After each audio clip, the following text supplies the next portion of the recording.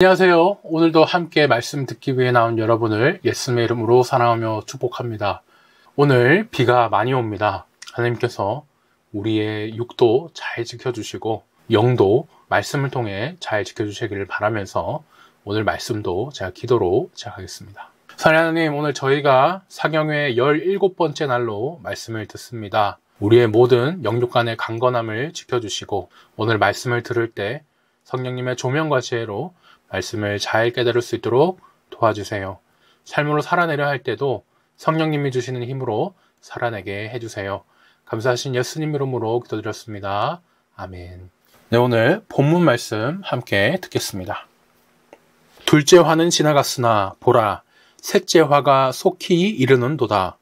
일곱째 전사가 나팔을 불매 하늘에 큰 음성들이 나서 이르되 세상 나라가 우리 주와 그의 그리스도의 나라가 되어 그가 세세토록 왕노릇 하시리로다 하니 하나님 앞에서 자기 보좌에 앉아있던 24장로가 엎드려 얼굴을 땅에 대고 하나님께 경배하여 이르되 감사하옵나니 옛적에도 계셨고 지금도 계신 주 하나님 곧 전능하시니여 친히 큰 권능을 잡으시고 왕노릇 하시도다.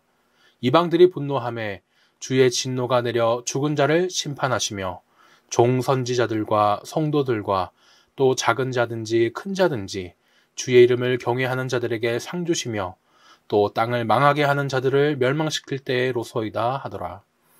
이에 하늘에 있는 하나님의 성전이 열리니 성전 안에 하나님의 언약궤가 보이며 또 번개와 음성들과 우레와 지진과 큰 우박이 있더라. 아멘. 요한계시록 전체에 똑같이 4번 나온 문구를 기준으로 구조를 4환상으로 나눴습니다. 둘째 환상 중에 7인 나팔 대접 심판이 있었고요. 저희는 나팔 대접 심판을 보고 있습니다.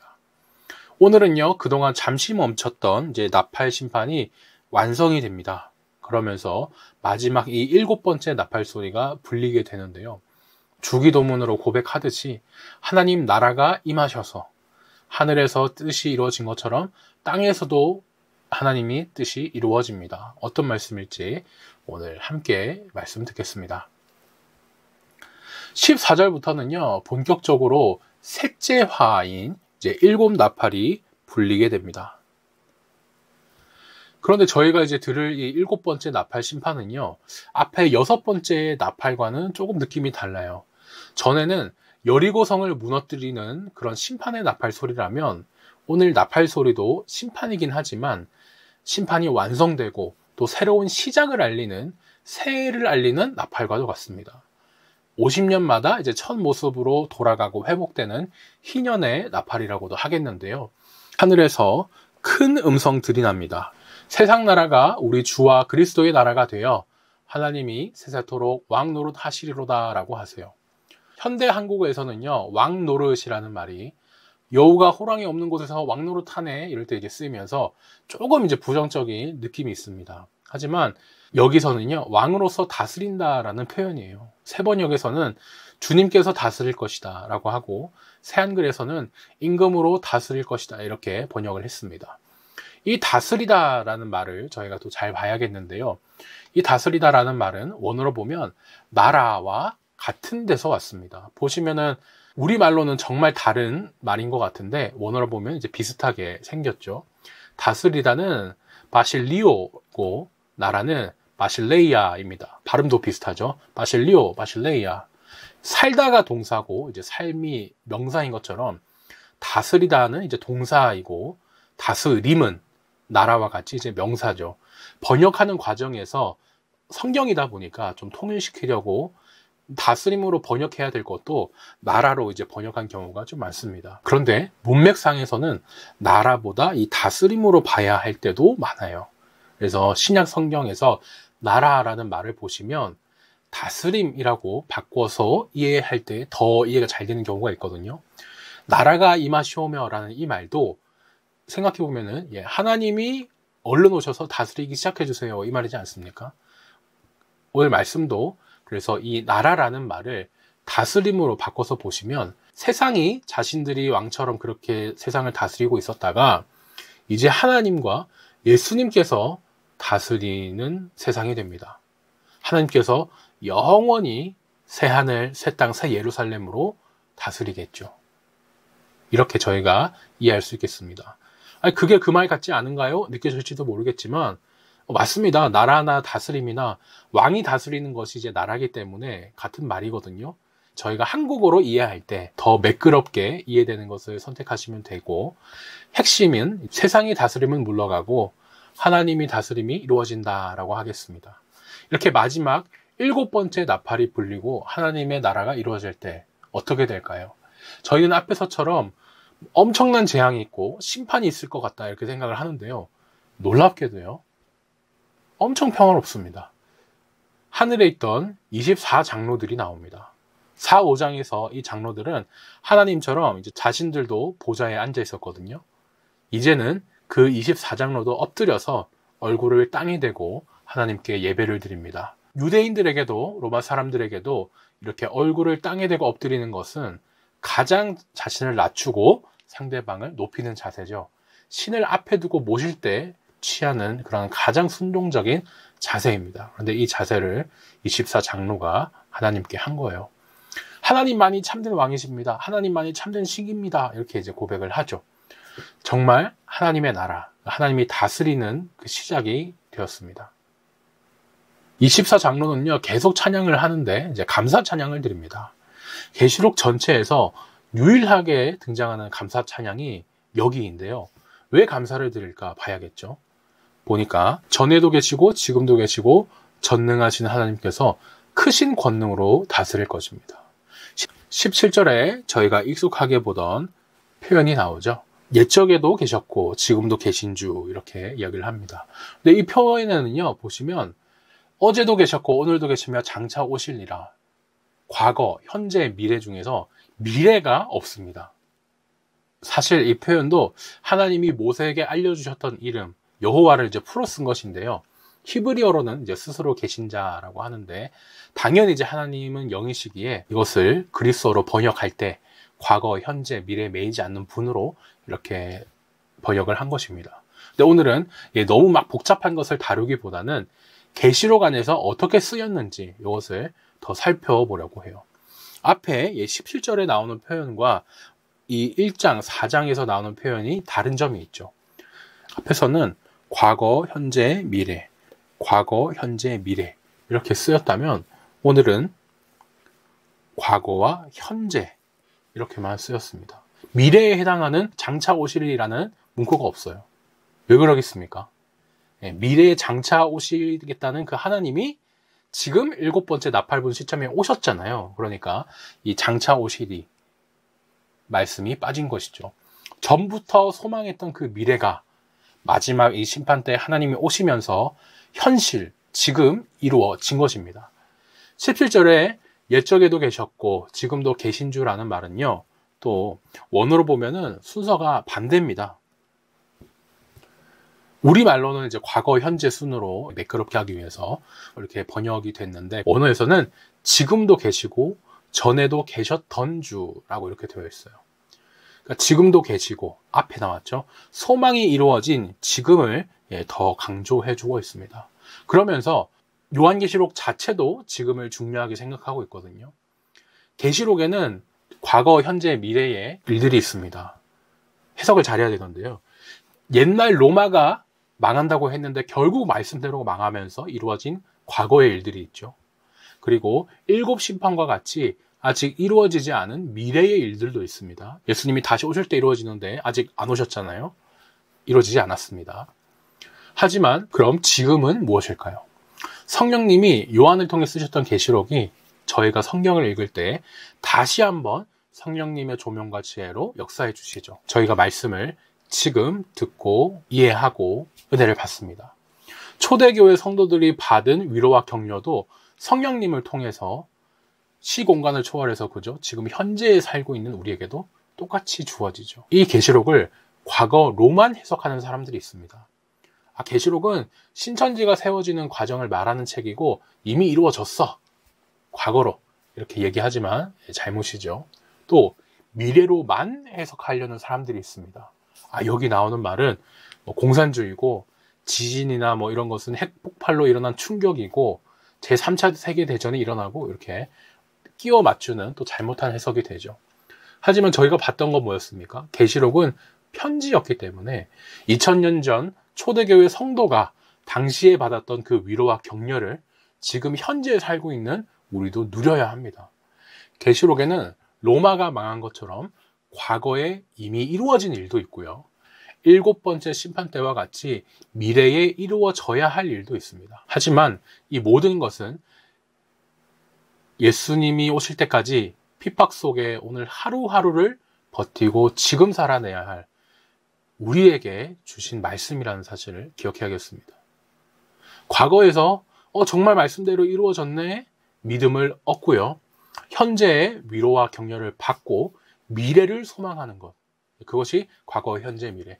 계시록 속에 있는 전에도 계시고 지금도 계시며 다시 오실 주님을 잘 따르는 방법이라고 하겠습니다. 18절입니다.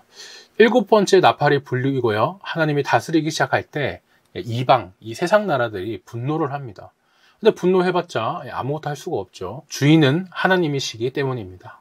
불신자들은 예수님을 거부하면서 영적으로 죽었고 하나님의 진노로 심판받는 일만 남았습니다.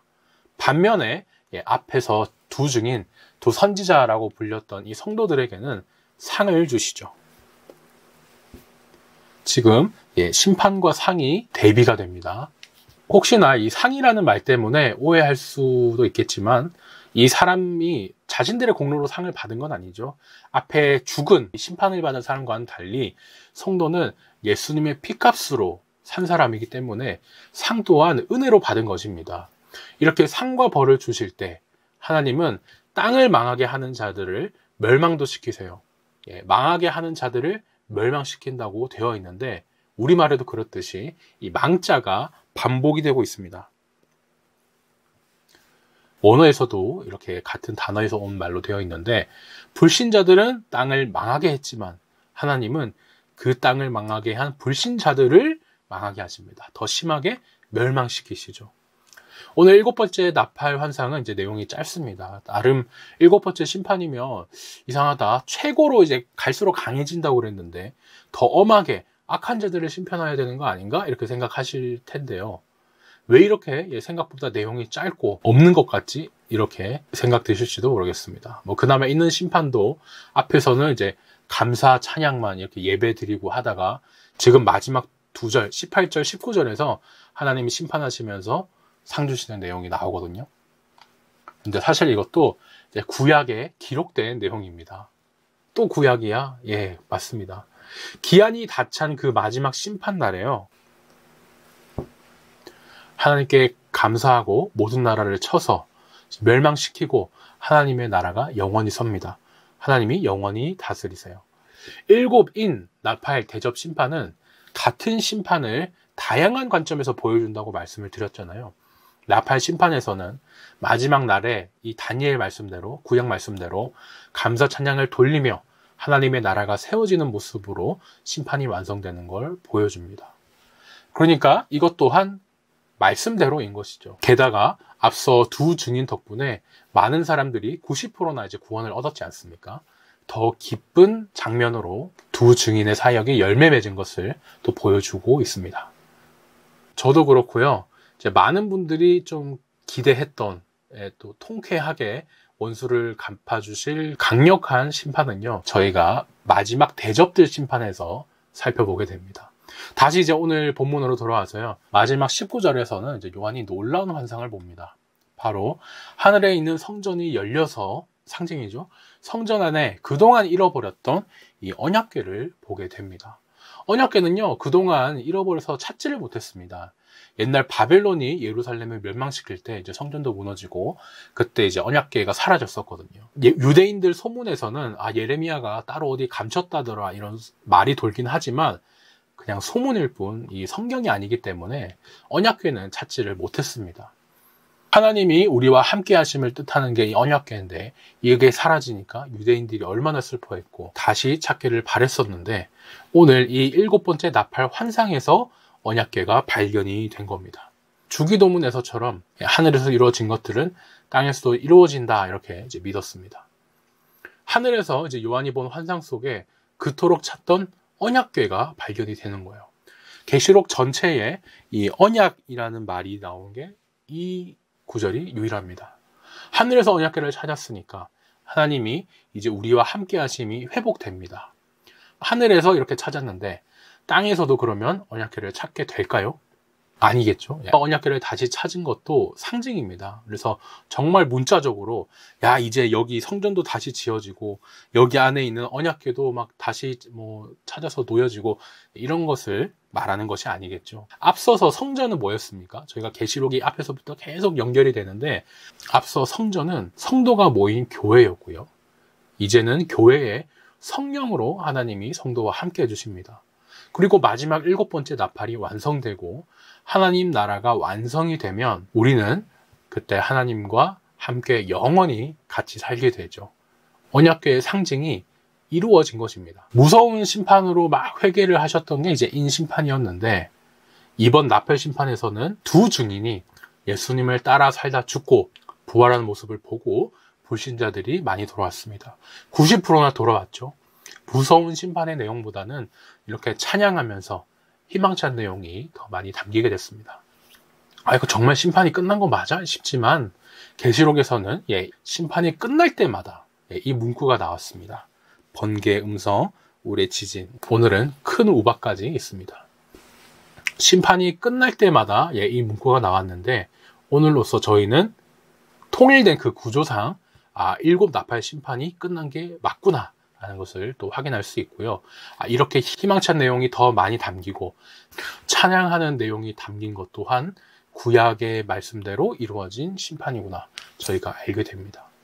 이제 둘째 환상 심판 중에는요 7 대접들 심판만 남았습니다. 그런데 그 전에 하나님께서는요 바로 불신자들을 심판하지 않습니다.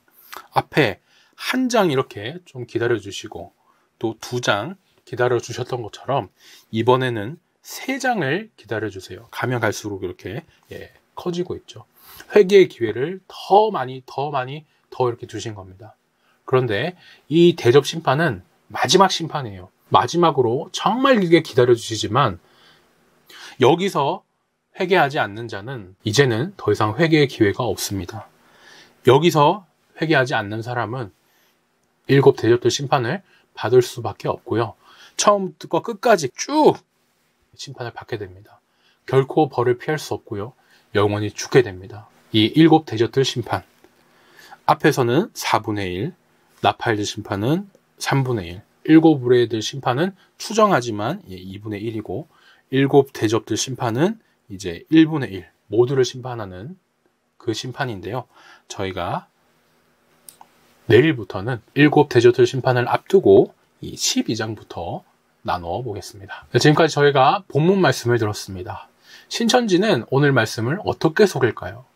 신천지는 이만희 총회장이 7번째 나팔이다 이렇게 주장을 합니다. 그리고 이 7번째 나팔이 이미 불렸고요. 심판도 이루어졌대요. 그래서 이 하나님의 나라는 완성되어 있는데 그 완성된 새하늘과 새 땅이 자기네 신천지라고 그렇게 이야기를 합니다.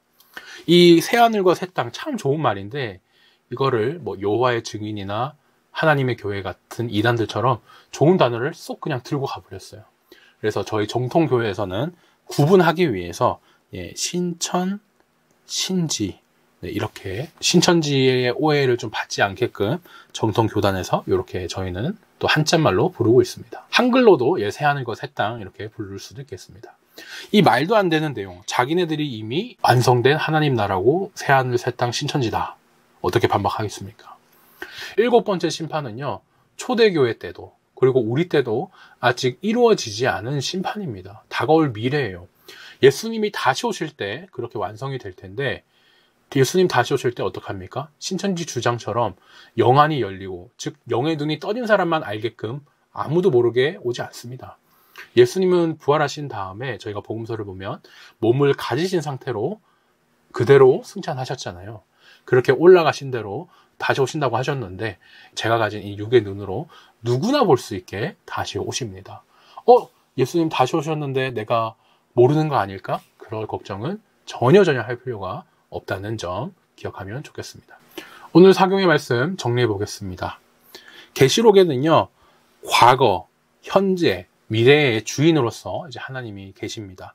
사실 과거, 현재, 미래로도 나눌 수가 없는 분이죠. 왜냐하면 시간과 공간의 제약을 받지 않기 때문입니다. 하나님께는요, 모세 때나 우리 때나 또 우리의 미래 때나 뭐 엘리야 때나 다윗 때나 똑같습니다. 그것이 시간에 매이지 않는다는 의미인데요. 이해가 조금 어려우실 수도 있을 것 같습니다. 저희가 이해하기 어렵기 때문에 또 하나님이 아니시겠습니까? 저희는 오늘 말씀 속에서 과거, 현재, 미래의 주인인 하나님을 만납니다. 과거에서는요, 로마가 패망한다고 했는데 정말 그 계시록 말씀대로 역사가 이루어졌네? 믿음을 얻습니다. 그리고 그 말씀을 가지고 성령님을 통해 현재에 우리가 똑같이 로마와 같은 핍박을 하는 존재를 향해 어려움을 겪고 있지만 위로와 격려를 받아요. 그러면서도 다시 오실 예수님을 소망하면서 미래의 주인인 하나님도 저희가 바라봅니다. 이것이 계시록 속에 전에도 계시고 지금도 계시며 다시 오실 주님을 따르는 방법이겠습니다. 올바른 해석의 방법이기도 하죠. 네, 오늘 말씀을 듣고 저희는 어떻게 한번 묵상해 볼 수 있을까요? 예수님이 오시며 시작된 하나님의 나라는요, 다스림이기도 했는데 예수님이 다시 오실 때 완성이 됩니다. 하나님의 나라가 예수님이 오시며 이미 시작됐다는 이것이 중요한데요. 성령으로 임해서 저희가 하나님 나라를 누리고 있죠. 내 주 예수 모신 곳이 그 어디나 하늘나라, 그 찬양도 있는데 지금 우리 안에 성령으로 임한 하나님 나라는 예수님이 다시 오실 때 완성될 하나님 나라와 어떤 차이가 있을까요? 이 질문을 생각해 보시고 21장에서 완성될 그 하나님의 나라, 새하늘, 새 땅, 새 예루살렘의 모습을 배울 수 있었으면 좋겠습니다. 네, 오늘 사경에는 여기까지입니다. 더 궁금하신 사항이나 질문은 메일 혹은 댓글로 남겨주십시오. 비가 많이 오면서 계속 경보가 뜨는데 함께 하시는 우리 모든 성도님들께서 강건하게 저도 한 번 더 기도하겠습니다. 안전하게 잘 지내시다가 내일 뵙겠습니다.